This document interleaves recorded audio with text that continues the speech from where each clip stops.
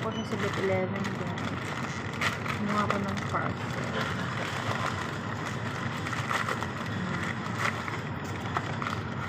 Ay, may paano siya. Nagpa-freezing.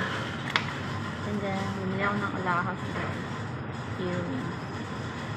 Worth 2.9. Saudi gold lang siya.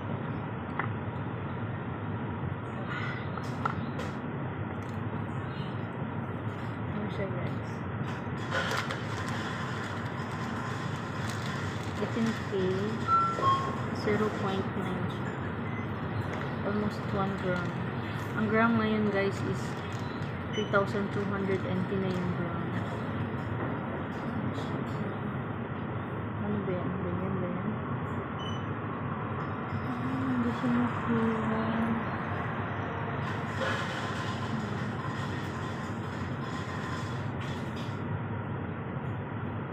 Ang cute niya.